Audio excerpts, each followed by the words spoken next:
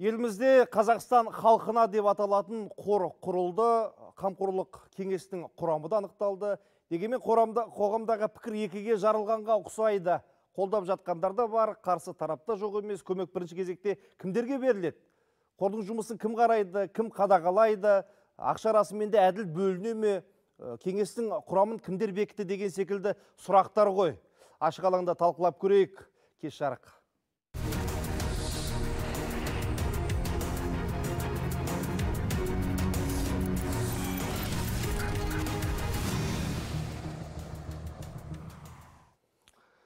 Патша көңілді көрермен, біз тікелей эфирдеміз. Қандай да бір сұрақтарыңыз болса, төменде көрсетілген телефон номеріне хабарласыңыздар, не болмаса WhatsApp әлеуметтік желісіне жазсаңыздар болады. Сондай-ақ Zoom платформасы арқылы бізді онлайн тамашалап отырған көрермендер де бар. Сіздер де сұрақ қоя аласыздар. Тақырыпқа ой қосайық, ат салсайық дегім келеді. Бүгінгі студия қонақтарымен таныстырып өтуге рұқсат етіңіздер.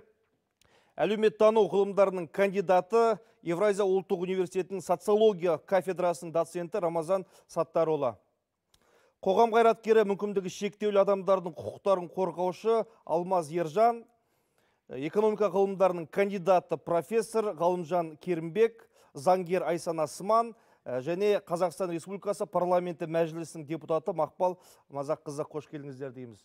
Парламенттің отырысына қатысқан президент Қасым-Жомарт Тоқаев санаулы күн бұрын Қазақстан халқына деп аталатын қор құруды тапсырды, артынша құрылды. Бір-екі күн бұрын ақпаратта шықты, қамқорлық кеңестің құрамымен де танысып жатырмыз. Алдымен нәрсеге тоқталайықшы. Бізде не көп қайырымдылық қорлар көп қой.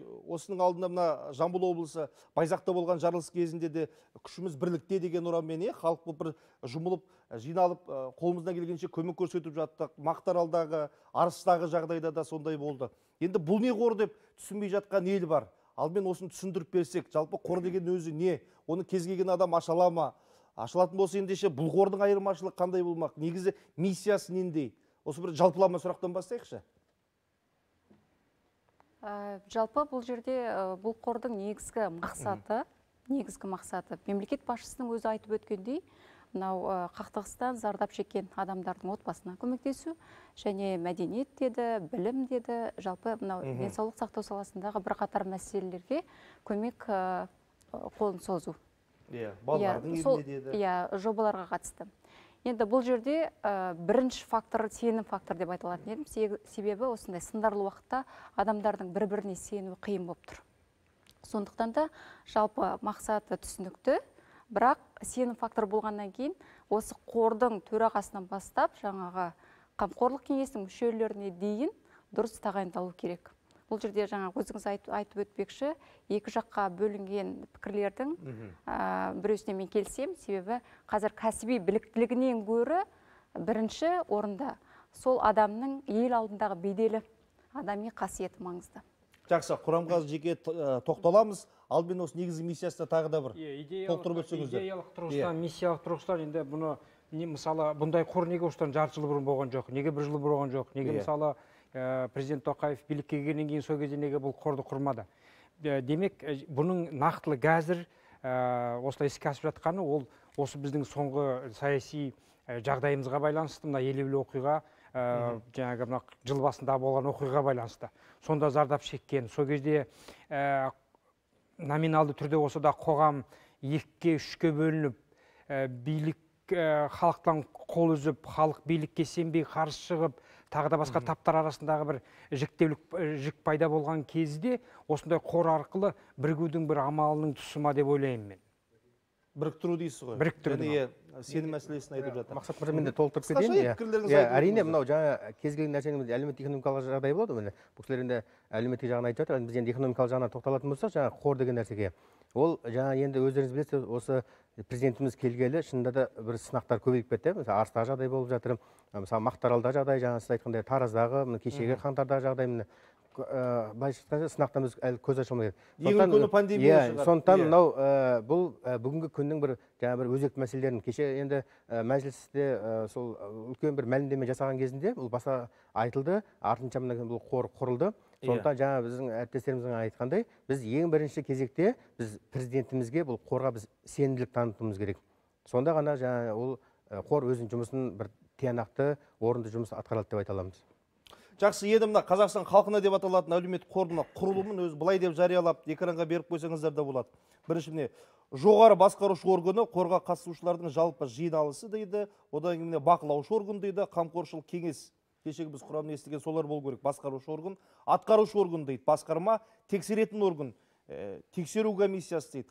Айсада ханым, заңгер ретінде осы бір нәрселерге тоқталайықшы. Нені ескеруіміз керек, құрылымы жалпы өзі қандай болады? Бұлардың өзі ғимараты, жекеменшік, мүлкі бола ма? Бұл кеңес мүшелері айлық жалақы ала ма? Біз түсінбей жатқан сұрақ көп бұл жерде бас жауып тұрған. Негізі мынау қорды құрған кезде арнайы Қазақстан Республикасында біріншіден қайырымдылық туралы заң бар, 2006 жылы қабылданған. Және де мына коммерциялық емес ұйымдар туралы заң бар. Ол да Қазақстан Республикасының бір заңы. Оның ішінде жаңа қор туралы айтып кетсек, ол бір коммерциялық емес ұйым болып есептеледі. Оның және де тағы да бір ерекшелігі, біріншіден ол жаңағы пайда таппайтын коммерциялық емес ұйым. Онан кейін оның мүшелік болмайды бұндай фондта, бұндай қорда.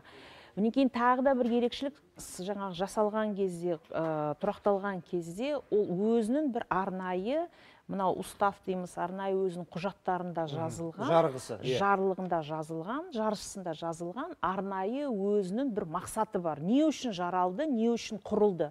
Осындай кезде заң тікелей жаңағы бекітетін нормалары бар. Қайырымдылық үшін, мәдениет үшін, әлеуметтік бір шешімдерді шешу үшін, сол үшін жаңағы құрылған қорлар бар. Сол кезде егер де бұл жаңағы мақсатты орындау үшін арнайы жаңағы сіз айтып кеткен әр қордың өзінің жаңағы ішіндегі мынау органдары болады. Оның ішінде мысалы жаңағы кеңесі болады, болмаса жаңағы жұмыс істейтін органы болады, мысалы жаңағы айтып кеткен өзіңіздің арнайы органдар. Соның бәрі не үшін жаралады? Жаралған кезде олар жаңа қор жаралып отырып, тек қана жаңағы өзінің мақсатын орындау үшін соны бақылап отыратын органдар бар, жұмыс істейтін органдар бар. Ол өзінің жаңағы мақсатынан кетемейді. Сол үшін қор сол үшін жаралған. Заңдық тұрғысынан келейікші, бұл енді әлеуметтік қор ғой. Бұлар жұмысын кім қадағалайды? Ертең бір ақша жымқыру, не болмаса енді әртүрлі заңбұзушылық болса, жауапқа тарта аламыз ба? Мен ойлаймын, осындай қорларды жасаған кезде көп жағдайда біз бір, енді бұл да жарияланған қордың біреуі ғой, мемлекеттің атынан жарияланды, мемлекеттің атынан жариялансын деп сондай Қазақстан Республикасының президенті сондай мақсат қойды. Бұндай жағдайларда өзінің бір жаңағы мүмкіндігі бар, я? Бұл көп жағдайда бір мүмкіндіктің арқасында жасалады. Бұл жерде саяси мүмкіндіктің арқасында. Бірақ сол мақсатты, сол жаңағы талапты орындап отқан кезде бір нәрсені орындау керек. Ол заңдылық жолы. Ол заң жолы. Тек қана жаңағы егер заң жолымен жүріп, жаңағы мақсатын орындап, тек қана осы жолмен жүрсе, бізде көп жағдайда жаңағы жасалады да, онан кейін жолынан тайып кетеді. Қор басқа шешімдер, басқа мақсаттарды шеше бастайды. Сонан кейін оның өзінің жаңағы арнайы өзінің құжаттарын бәрі басқаша болып кетеді, оның ішінде өзгерістер кіргізеді, сонымен бәрі айналып басқа жаққа кетіп қалады. Сол үшін егер де ең маңызды мақсат бұл қорда қайырымдылық болса, онда осы қайырымдылық жолымен заңды бұзбай, ол жаңағы устав дейміз ғой, соны бұзбай, арнайы жаңағы құжаттарын бұзбай, сол жолмен жүру керек. Сонда қоғамның арқасында қоғам сене бастайды. Қоғам жаңағы, осы қайырымдылық жасалып жатқан, жаңағы жарияланған қор осы жолмен жүріп жатыр дегеннен кейін, қоғам өзі ол қорға көмек жасап, оны қолдап отыратын сондай жолға түседі.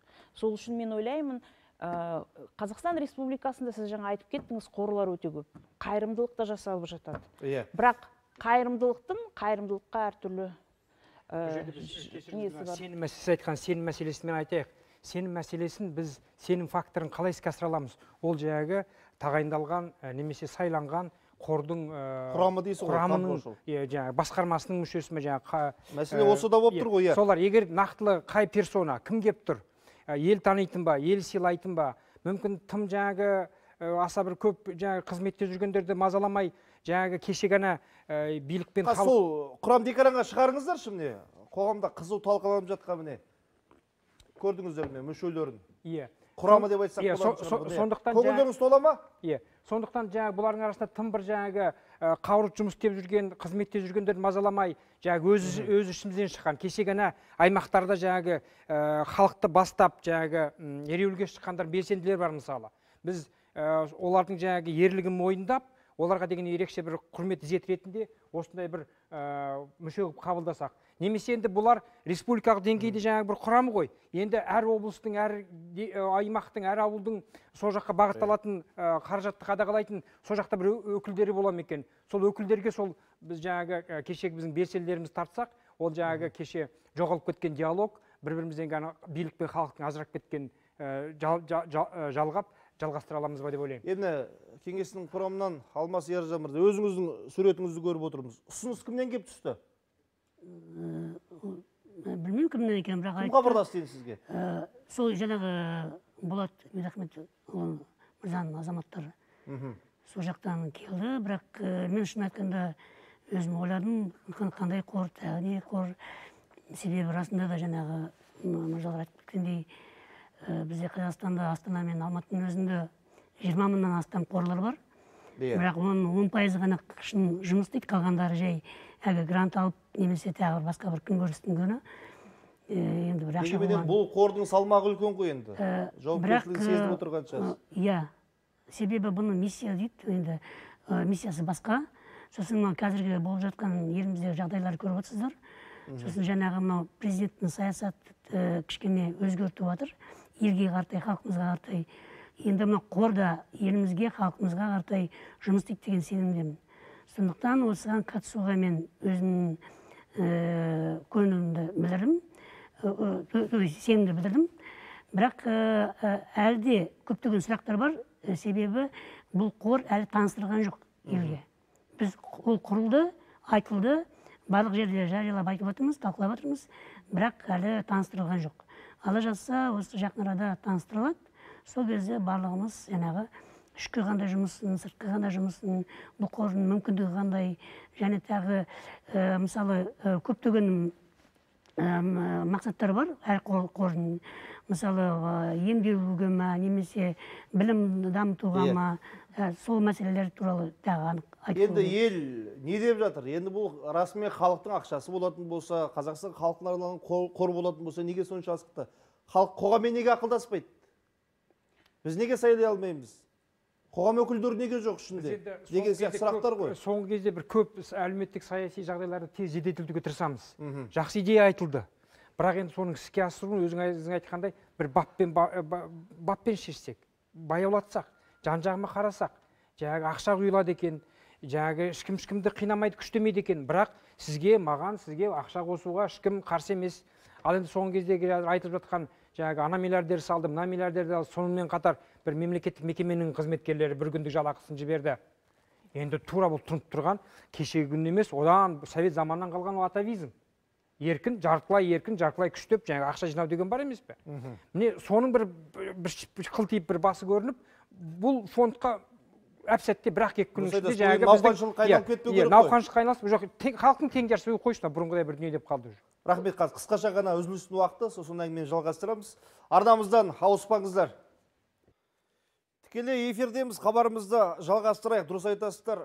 Қорқыныш бар ғой, бұнда науқаншылыққа айналдырып аламыз ба деген секілді. Ол бастағы енді негізгі миссиясын білесіздер, тырнақшаның ішінде бір адамның арқасында бізде енді халықаралық деңгейге шыққан ірі монополист компаниялар бар. Енді халықпен бөлісетін кезі келді деді.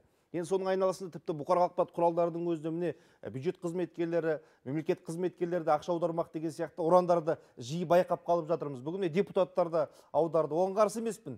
Бірақ енді ол мемлекет қызметкері, ол жалақы күн көріп отырған адам ғой. Осымен айналып келіп тағы да ұрандатып алмаймыз ба? Мәжбүрлеуді қою керек қой бұл жерде. Сіздің де ойыңыз сол ғой жаңа айтып отырған. Сондықтан жаңағы жақсы идея, әп-әдемі жапсық идея келді. Бірімізді біріктірейік, сенім танытайық, алдыға басайық деп. Бірақ жаңағы бұрыннан қалған бір советтік атеизмде қалған жартылай күшпен, жартылай ерікті түрде ақша жинау бар кез келген қорға. Мынау да соның бір ар жағы бер жағы болып кетпесін деп алаңдаймыз. Неге десеңіз, кеше бүгін осылай жаппай мемлекет қызметкерлері ана мекеме мына мекеме ақша аударды дегенді естіп, енді бәрі аударып жатқаннан кейін енді қарапайым халықтан мен де аударам деп ниет білдіреді ғой. Бірақ жаңа өзіңіз айтқандай, жаңа бюджеттің азаматы, сол мұғалім, сол дәрігер, сол жаңағы сол салық төлеушінің арқасында күн көріп жатыр ғой. Демек, бұл жерде біз неғұрлым салмақты мемлекет басшысы аса ірі бизнесмендер, олигархтарға арнап айтты бұны. Негізгі жаңағы үлес қосушы солар деп келтірді әу баста. Елдегі компаниялар бар, да?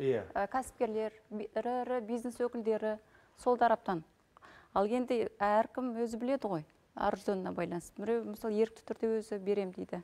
Бірақ сол міндетті түрде деген әңгіме айтылмау керек. Міне тағы да уайымдап жазып жатқан елдер. Кеш жарық дейді, бұл қорға ақшаны міне кімдерден ұсталады, тағы да қара халықтан жинайтын шығар деген үрей ғой, көрдіңіздер. Бұл жерде қосуға болады ма? Әр қордың, әр некоммерциялық ұйымның өзінің мүлігі болады. Ол мүлік, бұл фондтан, қорда неден жиналады?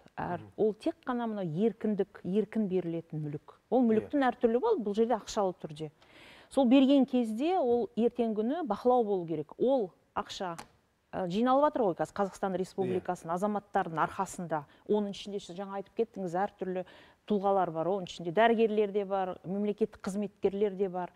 Оның бәрін берген кезде еркін беру керек. Ол деген неге десеңіз, ол қорға берілген қосылған мүлігі сондай еркіндіктің арқасында жиналатын мүлік. Міндетті түрде төлесе мемлекеттік қызметкерсің, жаңағы өзіңнің айлығыңнан бер деген нәрсе болмау керек бұл жерде. Ерікті түрде. Жоқ, біз білмейміз ғой оның ішінде не болып жатқанын арасында. Мүмкін оның ішінде жаңа сіз айтып кеттіңіз, мен ойлаймын бұл жерде әртүрлі жағдай болуы мүмкін. Ол ертең күні коррупцияға апаруы мүмкін. Екінші мәселесі бақылау мәселесі. Жиналды. Ашықтық болу керек. Қаяққа ол ақша жұмсалып жатыр, қалай жұмсалып жатыр, неге жұмсалып жатыр. Оны қарап отқан жаңағы бақылау кеңес. Бұны кім шешеді? Жаңа бақылау кеңестің құрамы отырып алып жақсылап бақылау керек. Әр тиын қай жаққа кетіп жатыр, неге жұмсалып жатыр. Оның бәрін жинаған кезде ол біраз ақша түседі. Қазіргі жағдайда мен ойлаймын, ең маңызды бұл жерде бірінші түскен мүлік, оның ішінде ақшалы мүлік. Соны бақылап отыру керек. Қалай жаратылып жатыр, неге жаратылып жатыр. Мысалға, оның ең маңызды мақсаты ғой енді бұл жерде жаңағы әлеуметтік мәселелерді шешу үшін, және жаңағы қайырымдылық шешу үшін, сол үшін жасалған.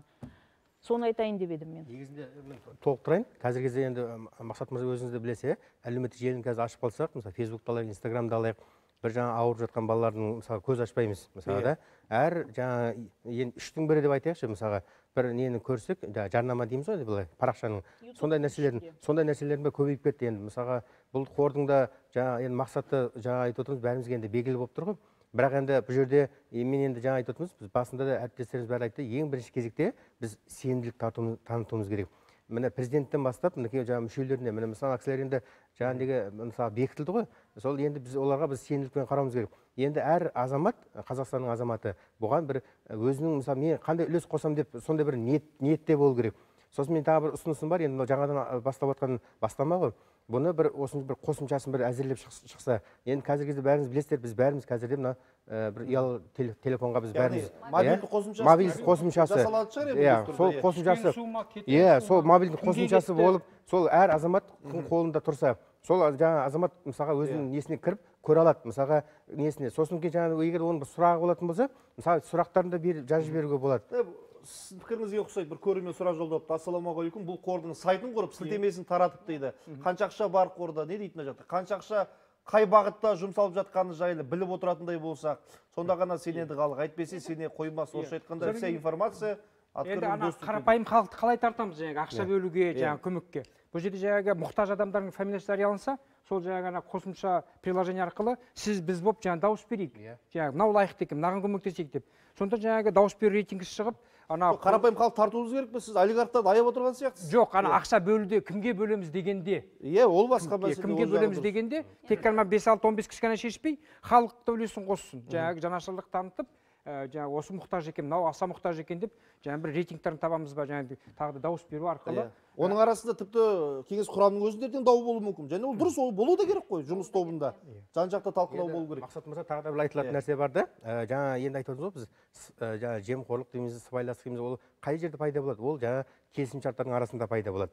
Мәселе жаңа айта қояйық, бір жаңа бала мысалға еміне жұмсау керек, оны мысалға оның арасында сол кезде бір делдалдар пайда болуы мүмкін. Мен ертең апарып келемін, мен қосымша жүремін деген мысалға. Сондықтан бұл жерде соны да анықтау керек. Бұл жерде мысалға осы делдалсыз тікелей мысалға сол мынау оның емін қай елде жасайды? Мысалы сол елдегі жаңағы мысалға Турцияда жасала ма, мысалға басқа елде жасала ма, мысалға сол елдегі тікелей сол жаңағы мынау аурухана дейміз ба, мысалға сол емхана ма, соған тікелей міндет немесе бір қорға ма дейсіз. Иә, сондай бір нәрсемен аудару керек та, ортада бір мысалға жаңағы болмау, ертең мұндай нәрсе болғаннан кейін, ол біздің мынау ел болғаннан кейін, ол жерде ол мынау біздің саусақ бірдей емес, қайсарлар табылады қай кезде. Көз азаматтар бізде бар. Бір сөзбен айтқанда халықтың алақанында болу керек қой. Иә, ол жаңағы мына қосымша болатын болса, біз бәрін көріп отырамыз.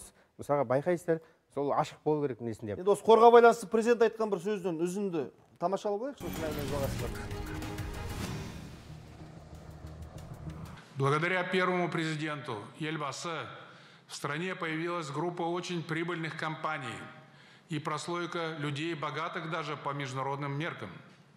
Считаю, что пришло время отдать должное народу Казахстана и помогать ему на системной и регулярной основе.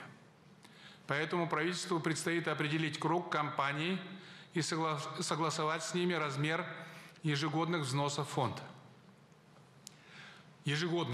фонд. Кроме того, ожидаю активного участия и от тех лиц, которые, фактически обладая огромными средствами, находятся в тени. Уверен, фонд может стать еще одним инструментом консолидации общества, укрепит в гражданах чувство социальной справедливости.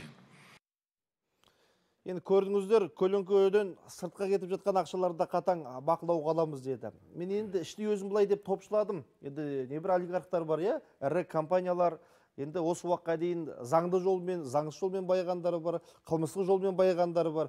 Енді міне халықпен бөлісетін кездерің келді, кінәларыңды мойындап, бері қарайласаңдар, мүмкін кейбір қылмыстарыңа кешіріммен қарауға да болатын шығар деген сияқты. Ультиматум ғой, тырнақшаның ішіндегі ерекше статустағы адамдардың одан ары жұмыс істеуіне берілген бір мүмкіндік сияқты.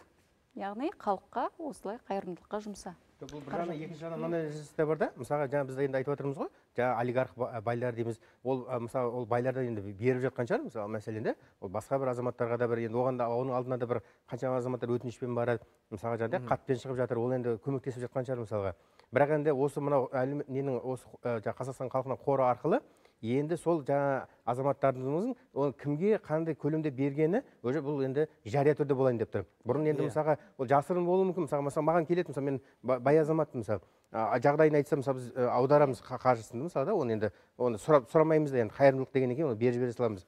Президент бұл сөз біздің форумс тізімдегі алғашқы 3 беттегілерге арналған сияқты. Сондықтан бұл жерде жаңа айтып отырмыз ғой Мақсат мырза да, жаңағы біз енді шынында да жаңа мынау бұл мәселе бұрынғы кезде осыдан бір 15-20 жыл бұрын да көтерілген, тұңғыш президентіміз Назарбаев та осы мәселені көтерген, яғни шетелге жаңа банкке салған қаржыларыңды әкеліп біздің елге салыңыздар, мысалға да, осы жаңағыдай. Бұл осы қор арқылы мен енді ойлап отырмын, біздің біраз әлеуметтік экономикалық мәселелеріміз шешіледі осы арқылында. Яғни жаңа бұл бастама өте дұрыс. Мысалы жаңа шетелге мынау жасырын кетіп жатқандар бар, мысалы, неге сол жаңа шетелдің банкінде ол сол жақта жаңа неде айналымда жатады? Неге ол біздің өзіміздің банкте мысалы жаңа салынбайды мысалы мәселенде сол қаржылар?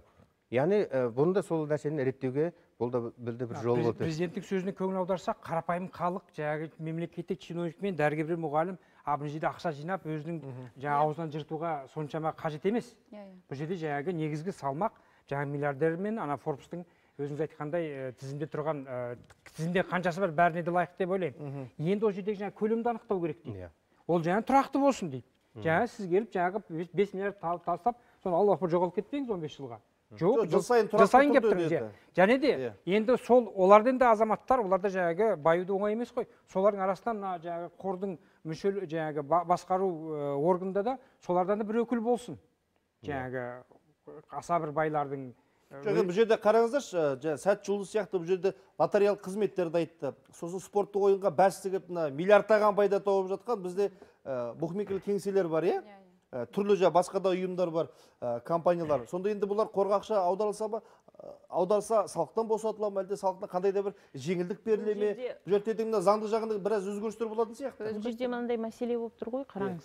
Егер де бұл жерде ешкім ешқандай бір былай айтқанда қор деген ол халықаралық тәжірибе ғой бізде, былай қарасаңыз. Егер шетел елдерін қарасақ қанша қорлар бар. Олар көмектесіп жатыр. Ол жерде мынау заңмен бекітілген, егер де қор, оның ішінде қорлар, жаңа қор, мынау былай айтқанда әлеуметтік жауапкершілігін алып жүрсе, көмек берсе, қайырымдылыққа қанша өзінің үлесін қосса, сонша оған мемлекет бір әртүрлі оның ішінде жаңағы жағдай жасайды. Неге десеңіз, бұл мемлекетпен бір жағынан, екінші жағынан мынау қоғамның байланысы. Қоғамда әртүрлі адамдар болады. Мемлекет бәр мәселелерді шеше алмайды. Сонда көп үлкен жаңағы жауапкершілікті, оның ішінде әлеуметтік жауапкершілікті, жаңа айтып кеткендей бай адамдарға, оның ішінде жаңа айтып кеткен сіздің Форбстағы бай адамдарға сол әлеуметтік жауапкершілікті соларға артады.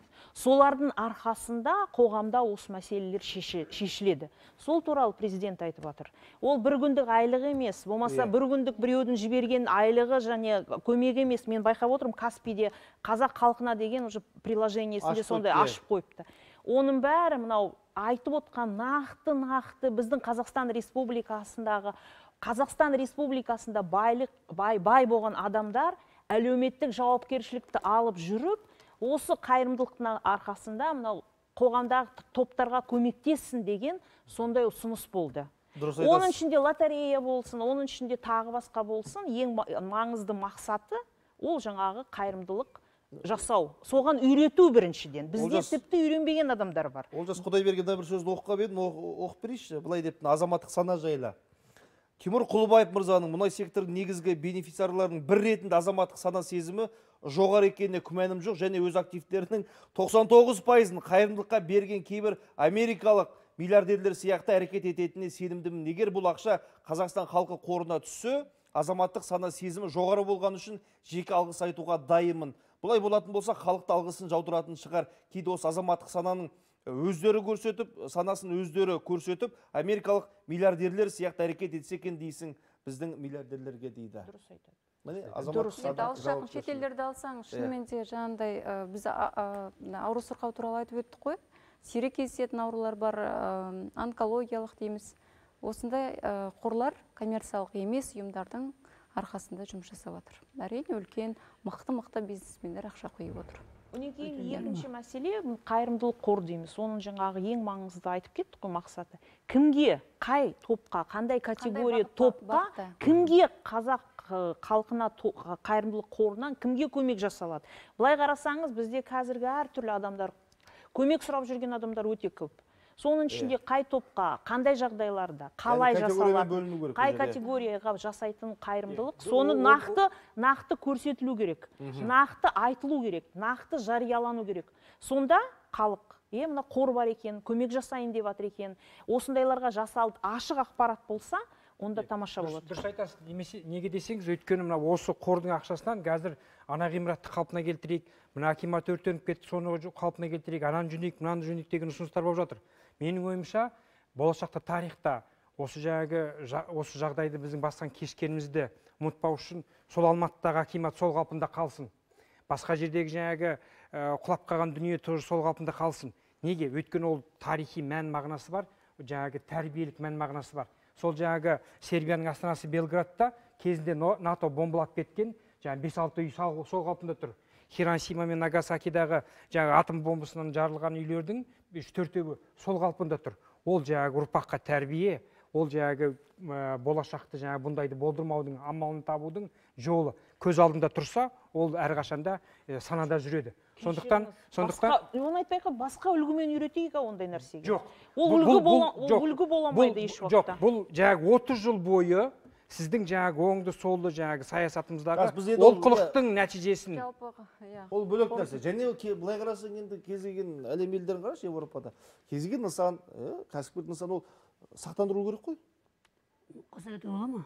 Айтыңыз. Жалпы бұл қоржын мәселесі Қазақстанда қайырымдылық деген мәселені эволюция жолымен көтеру, өзгерту, адамдардың санасын өзгерту жолында тұр.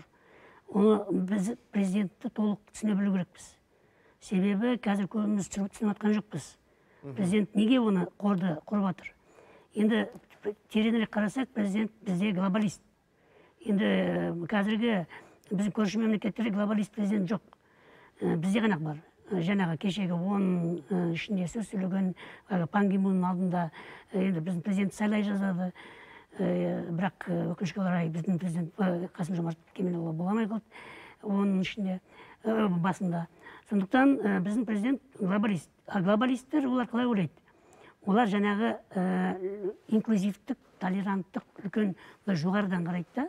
Сондықтан ол енді президент мырзаның қарап отырған мәселесі, көздеп отырған мәселесі бұл қазақ еліміздегі жаңағы көптеген қорларымыздың ішінде мынау адам санасы қайырымдылыққа деген өзінің көзқарастары эволюция жолымен өзгерсін деген мақсат.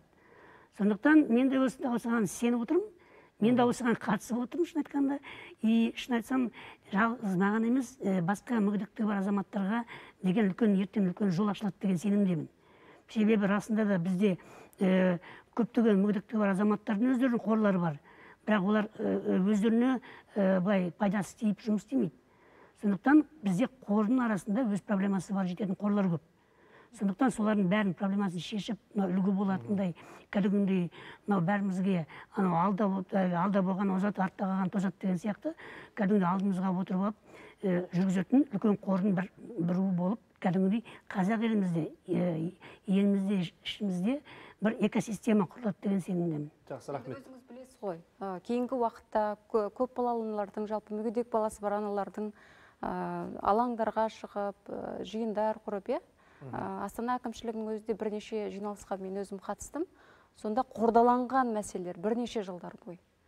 Көп балалы аналар бар, тұрғын үйден бөлек орфандық ауруларға қатысты ата-аналар шетелден алғызады дәрі-дәрмекті. Біреусінің жағдайы бар, біреудің жағдайы жоқ деген сияқты ғой, енді әртүрлі мәселе. Сол қордаланған мәселелер негізі. Одан кейін бізде бір кісі айтып өтті мұнда, әртүрлі бағыттағы шетелде ем алуға тиісті азаматтар өте көп. Әлеуметтік желіде жарияланып жатады. Біз халықтың тарапынан біз әйтеуір ақша жинап жатамыз. Ол жете ме, жетпей ме? Қазіргі үлкен мәселе сол негізі. Көп жылдар бойы қордаланған. Одан кейін екінші нәрсені айтар едім, білімге қатысты.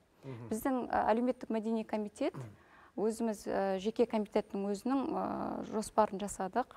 Жаңағы жиындарда халықтың наразылығы туған мәселелер талдау барысында мүгедек баласы бар отбасындағы бір сау бала тегін грантпен оқу керек дегенді енгіздік.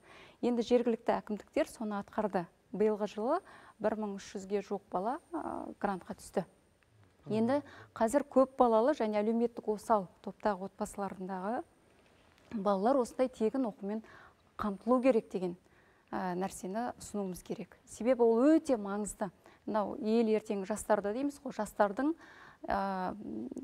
дұрыс білім алып, дұрыс ертең күні өзінің бағытында, өзінің саласында жұмыс істеп кетуіне кепілдік беретін осы білім саласына деген үлкен мүмкіндік болар еді бұл. Жалпы осы жерде бола ма? Қысқаша, Бізде қайырымдылық деген ұғымның ішінде пробоно деген ұғым бар. Сол пробоно деген мәселені түсіну керекпіз. Бұл жалғыз ақшамен ғана емес, басқа өз жұмысымен, өз білімімен қайырымдылық көрсету. Мысалы, заңгер болса, заңдық бір кеңес беру, тағы осындай жолдар бар. Осы мәселе жағын тағы дамыту керек бізге. Содан кейін тағы бір мәселе, енді біздің үнемі мәжілісте осы мәселе көтерілді. Мынау ерте жаңа туған нәрестелердің көру, есту қабілеттерін ерте анықтайтын аппараттар жоқ екен. Жетіспейді. Тіпті болған күннің өзінде оны жүргізетін кәсіби мамандар жоқ. Міне осы мәселеге де көңіл аудару керек, себебі мүгедектіктің көпшілігі. Тағы да енді үзілістің уақыты, арнамыздан ауыспаңыздар. Хабарымызды жалғастырайық. Құрметті көрермендер, Қазақстан халқына деп аталатын қор құрылды. Бұның миссиясы қандай болмақ, жұмысына тоқталып жатырмыз. Жалпы өзі бізде қазір бюджеттің ең көп шығыны жарысынан көп осы әлеуметтік салаға жұмсалады, жақсы білесіздер. Бірақ бұл салада шешілмей жатқан проблема шаш етектен. Былай қарасаң қолдау аз емес сияқты, жаңа сырқат аурулардың квотасын да көбейтіп жатыр, білім ғылымға бөлінетін гранттардың да сәті, бірақ нәтиже көрмейміз. Енді бүкіл олқылықтардың орнында енді қазір қормен осы нәтижесімен толтырамыз деп өз-өзімізді олда бір алдау сияқты болып көрінеді. Біз осы уақытқа қай жерден қателік жібердік? Осы реформалар қайсы нәтиже берді, қайсы нәтиже бермеді, қаншалықты тиімді болды? Бірінші кезекте осыған бас ауыртуымыз керек секілді. 30 жыл бойы не істедік біз, Айсана ханым? Жаңа біз үзілісте былай айттық, 30 жыл тойлап жүрдік дедік. Бірақ енді ол әзіл ғой бір жағынан енді. Мен мына жаңағы осы мәселені былай көтергім келеді. Осы қор, қазақ халқына деген қор, ол қоғамдық қор ғой. Оның ішінде мемлекет өзінің рөлін қалай атқарады? Мынаны жасаңдар, мынаған жіберіңдер, мынаны істеңдер десе, ол тағы да мемлекеттің жаңағы бір тапсырмасымен болып кетеді, солай болады. Егер де бұл қорды жаңағы қоғамның атынан, жаңағы ішіндегі мүшелері, жаңағы ойласып, осыған жұмсайық, былай істейік деп, жаңа айтып кетті депутат ханым, 1300 бала бар деді, оларға грант берілдік. Ол 1300 бала оқу орнына барамайды. Неге десеңіз, жағдай жасалмаған. Ол үйден отырып, 4 қабырғада отырып оқиды. Ешқандай жағдай жасалмаған. Мысалға, бір мысалы. Оның проблемалары, дұрыс айтасыз, өте көп. Неге десеңіз, осы уақытқа дейін мемлекет осы әлеуметтік проблемаларды шешуге тырысты. Бірақ ол мемлекеттің қолы көп нәрсеге жетпейді. Неге десеңіз, жаңағы айтып кеткен проблемаларын өзін топ-топпен бөле берсек, әртүрлі жағдай бар. Сол үшін бұндай мәселені жаңағы осы қор шешсін деді. Қордың арқасында осы мәселелер шешілсін, оның ішіне жаңағы өзін үлесін үлкен бизнесмендер қоссын деді. Сол үшін мен ойлаймын, қазіргі жағдайда қормен барлық мәселені шешпейміз. Бизнесмендер өзінің жаңағы алдына осы қайырымдылыққа өзімнің үлесімді қосайын деп өздері қор жасаса, тіпті мен ойлаймын, қоғамның бір топ жаңағы мысалы мүгедектерін болсын, тағы да бір топ адамдарын алып, соларға өзінің үлесін қосып, өзі қайырымдылық жасаса, кешірім сұраймын, мен артық кетсем, мынау әр нәрсені жаңағы бізде әртүрлі жағдайларды жариялайды ғой, мешітте соғылып жатады. Мен ойлаймын, ондай мәселені осылай шеше бизнесмендер, біздің бизнесмендердің қолдарынан келеді. Сонда мен ойлаймын, бизнесмендер бөліп алса, мынау шетелде құсап. Мысалы, Илон Маск мынамен айналысады, мынамен айналысады деп солай бөліп алған. Өздерін бір әртүрлі ракқа байланысты, болмаса жаңағы тағы басқа байланысты әртүрлі қорлар бар. Солар сөйтіп жариялап, соған өздерін белгілі актерлар, белгілі бизнесмендер соны шешеді. Біз қазіргі жағдайда бір қордың арқасында барлық мәселені шешкіміз келеді. Бізде мына бизнестің, жаңағы мәдениетте жүрген қалталар тола-тола артистердің жағдайлары болса, қоғамдағы топтарды бөліп алып жасасын. Жұмылуымыз керек қой. Біз осы кезде көп нәрсені бір ортадан басқарып үйрендік. Мына қорда сол жаңа бір ортадан басқару, соған жаңа біз қарып отырамыз, соған бір біздің бір күтіп отырғанымыз сол сияқты. Ал бірақ шын мәнінде бүгінгіде бізде мысалы аймақтарда қоғамдық кеңес деген әкімнің болсын, бір мекемелердің бір қасында қоғамдық кеңестер бар. Демек жаңа айтқандай, әр облыста, әр аймақта өзінің осындай бір қоры болса, ол қорға қарайтын қоғамдық белсенділері, қоғамдық кеңестердің өкілдері болса. Кешірім, оны мемлекеттен алып тастап, қоғамдық кеңес ол мемлекеттен алып тастау керек. Қоғамға беру керек, бизнесмендердің қолына беру керек. Біздегі осыдан шығып жатыр. Ел не деп жатыр дейсіздер ғой, ренішіне де. Қоғамға неге бермейді дейді. Қоғамға беру керек, дұрыс айтады. Ашық айту керек. Не деп айтқан сіздерге ашық айтайын. Кешегі міне санақ нені көрсетті? Біздегі қазақтардың саны 70%-дан асқандарға алаңға шығып шулайтын кім, наразылық білдіріп жатқан кім? Өзіміздің қаңдастар. Бірақ жаңағы тізімді көріп, тізімдегілер, олар көбісі қазақ тілді білмейтіндер ғой дейді. Ертең ол мемлекеттік тілде, мысалы үшін, және көбісі Алматы мен Астанада тұрады дейді. Ол Меркіде не болып жатыр, Жаңаөзенде не болып жатыр, Катонқарағайда не болып жатыр, Торғайда не болып жатыр, оны біле ме? Ауылдың қазағы бар ма? Және мемлекеттік тілді білмей, ауылда қазақтың мұқтажын олар түсіне ме? Жағдайын түсінбейді деп айтуға болады. Алмас мырза, сізге қатысы жоқ, сіздің кіргеніңізге қуандық. Және көбісі қоғамның өкілдері емес, билікке жақын тұлғалар деп ашық жазып жатыр. Дұрыс айтады. Солай жазылады. Жаңа өзіңіз айттыңыз ғой, осы кезге дейін біз неден қате кеттік деп. Мына қоғамдық қор құру, мына президенттің халыққа деген ерекше бір ілтипатының, ерекше бір ерекше бір патриоттық бір сезімнің белгісі деп көрінемін, есептеймін. Бірақ десек те, осы кезге шейін болған көптеген қателіктер, олар жаңағы бір науқаншылықтан, бір осы мәселені істесек болды, қалған бәрі шешіледі деген туындайды. Бүгінгі күнде біз қормен бәрін шешпейміз. Біз бүгінгі күндегі саяси жүйедегі жаңағы сайлау мәселесі, жаңағы мажоритарлық система қайтып келіп, партиялық тізімнен кету, оның келесі кезегінде жаңағы әкімдерді сайлау, оның ар жағында тағы да басқа, жаңағы шын бір жаңа Қазақстанның жаңа өзгерісі осындай ірі қадамдармен келу керек. Мына бір қормен ол халықты бір алдаусырату, мына жаңағы жетімді, мына жаңағы жарым жанды бір уақытша мүсіркеп тұрудың бір амалы болмау керек. Осы сәтте жаңа Қазақстан жаңа бір ірі өзгерістермен келу керек. Бір қор бәрін өзгерте алмайды. Біз осы қайырымдылықты, бір жағынан қайырымдылықты осы мемлекеттен алып, жаңағы бизнеске берсек болады, болмаса осы қоғам қайраткерлеріне берсек болады. Солар шешсе, солар осының бәрін шешіп, өздерінің үлестерін қосса, сонда мен ойлаймын, бұндай мәселелер нақты жаңа. Біз айналып сол шенеуніктерді көреміз да? Иә, соларға мемлекеттен алайық осыны. Мемлекеттен сұранамыз, мемлекеттен барып жаңа қайырымдылықты солардан сұраймыз. Мемлекеттен күтеміз. Бұны негізі былай қарағанда, егер тағы да батыс еліне, тағы да халықаралық тәжірибені қарасақ, осы әлеуметтік көп мәселелер, қайырымдылықты көп жағдайда, қай елді алыңыз, дамыған елдерді алсақ, о жерде жалпы қоғам шешеді. Қоғамның арқасында жаңағы фонддар құрылып, солар шешеді. Міне қоғамда сұрап отырған осы ғой. Да, тікелей мынаны істеңдер деп ешкім айтпайды.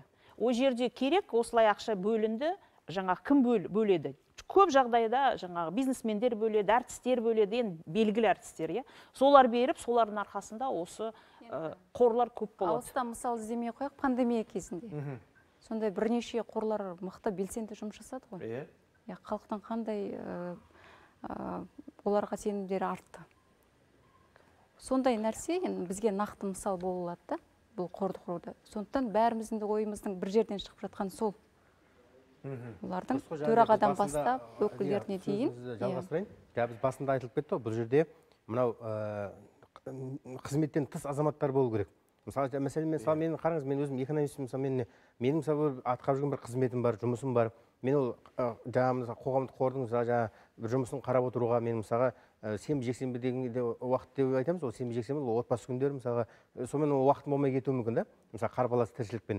Сондықтан бұл жерде жаңағы қоғамдағы жаңағы қол бос, мысалы сондай бір азаматтардан бір тарту керек сияқты, жаңағы дұрыс айтып отырмын. Қоғамның ортасында жүрген, айналып жүрген, болмаса соны жаңағы жұмысынан босатып тұру керек. Жаңағыдегі бір онда жаңағы шынында бір жалақысын ба, бір несін бір белгілі бір көлемде оны бекітіп, соған бір жауапты ретінде қою керек. Бұл жерде енді президенттің бастамасы, біз басында да келдік, енді бір жүйеге келе жатырмыз ғой. Бұл халыққа жаңа беріп отыр ғой, енді халықтың талқыласына түскеннен кейін, бұл қоғамдық ұйымды, енді біз осы бастаманы біз енді өсіп жүрген кезде, жаңа тартысып жүрген кезде, бұны ертең біз аяқсыз қалдыруымыз мүмкін. Сондықтан бұны енді біз мүмкіндігінше жаңа оны ары қарай жалғастыруымыз керек. Жаңа дұрыс айтып кеттіңіздер, әлеуметтік жауапкершілік деген нәрсені. Мынау мысалы жаңа қоғамдағы жаңа осы ұйым, мынау біздегі жаңа нелермен серіктес болу керек. Мысалы жаңа біздегі мынау нейрохирургия жаңа ауруханасымен, басқа да біз әртүрлі жаңа нелер ғой, сирек кездесетін деп жатырмыз. Міне солардың жолдамасымен олар келу керек. Ертең мысалы ол көбейіп кетеді, ертең анауында мен мұқтаж едім, мысалы ол шетелді көргісі келуі мүмкін мысалға да, сол себеппен сондайлар да көбейіп кетуі мүмкін. Ертең алаяқтыққа да мысалы арасында кетуі мүмкін. Сондықтан сондай бір серіктестермен, солардың жаңағыдай нақты бір диагноздарымен, мысалға жаңағыдай бір жолдамалармен бір мысалға зерделеніп солай жасау керек. Егер де бұл фондтың құрушы инициатива президент болса, негізгі жаңағы ақша құятындар сенсің деп жаңа көрсетпесе де, бірақ негіздесе, демек бұлардың жаңағы ай сайынғы, жыл сайынғы жаңа жарна қорын, жарна мөлшерін қадағалап отыратын мемлекет өзі болып, өзі осы фондқа ие болсыншы. Ал жаңа сізбен біз айтып отырған фондтар кәсіпкердің, бизнесмендің, басқа жаңағы әнші, биші, күйшінің, ол жаңағы аймақтарда, облыстардағы өзіміздің бір жергілікті қорларға ие болайық. Ал мына қорға мен президент айтты ма, жаңағы кімді нақтылы кім ақша құю керек екенін белгіледі ма, енді соңында өзі жаңағы сол мемлекет өзі ие болсын, өзі нәтиже көрсін, өзі жаңағы нәтижесін көрсетсін де халықты разы қылсын. Бұл жерде сізбен біз араласпай ақ қояйық. Бұл жерде егер де анық ондай келетін болса, биліктің өзі бұл президент қараса, билік онда қоғам не үшін? Мақсат мырза, егер де жаңа сіз басында айттыңыз ғой, егер де онда бұл мемлекеттің араласатын билік болатын болса, онда біз оның мысалы мына парламент шешу керек. Онда оның жаңағындай қордың мүшелерінің жалақысы болу керек. Ол бюджеттен беріле ма, басқа бір неден беріле ма, оның көзін тауып, оның мысалы сондай бір немен қою керек. Сол бір адамдар жаңағындай мына өзінің қызметінен жаңағындай босатылып, мына қызметке ол отыру керек. Сонда ғана мысалы сіз айтып отырсыз ғой, мына ол Алматы Астанада отырған азаматтар қалай ана елді мекенге барып, ол ертең қай кезде барады мысалы, ол жаңағы сол жағдайды мен көру үшін, көз жеткізу үшін, ол жаңағындай жауапкершілікті айналып тағы да қазір билікке беріп қоймыз жоқ, ондай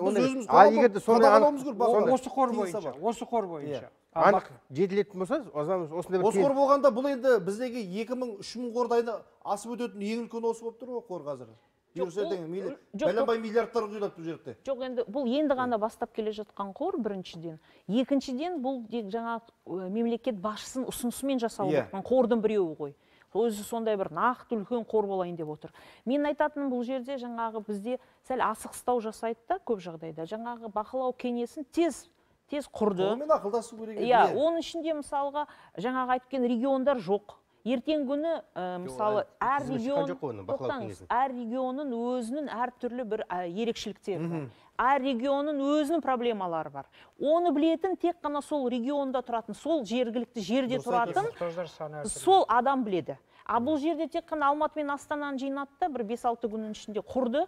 Кім кіріп жатыр, қалай болып жатыр, ешкім білмейді. Сол үшін ғана осы жерде жаңа қоғамда осы мәселелер неге қалай құрылды деген сұраққа ешкім жауап бере алмайды. Алмас мырзаның өзі де білмей қалды дейді. Иә, бұл кісі де білмей отыр. Біреу звондады деді жаңағы. Енді осы қордың негізгі міндеттеріне тоқталайықшы. Қазір мына протоколдарында, хаттамаларында жазылған. Экранға шығарыңыздаршы. Бұның тағы да бір өзгерістер енгізу керек пе екен? Міне халыққа денсаулық сақтау, мен әзір оқи берейін. Білім беру және әлеуметтік қолдау көрсету, мәдени және спорт салаларында қайырымдылық көмек көрсету дейді міндеттердің бірі. Төтенше жағдайлар кезінде зардап шеккен азаматтарға көмек көрсету, халықтың әлеуметтік осал топтарына жәрдемдесу, елдің аумақтық тұтастығы мен қауіпсіздігін қорғау кезінде қаза тапқан құқық қорғау органдары, арнайы органдар қызметкерлерінің, әскери қызметшілердің отбасыларына және басқа да көмекке мұқтаж жандарға қол ұшын созу қолдау және соңғысы қор қызметінің басқа бағыттар бойынша қайырымдылық көмек көрсету дейді басқа бағыттар.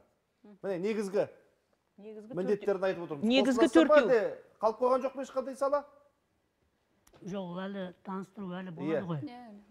Өзгерістер болады. Иә, өзгерістер болады, ол әлі не толық емес таныстыру. Бірақ енді осы жерде Мақсат мырзада бір белгісіз болып тұрған жағдай, кім бұл жерде жаңа оператор болады?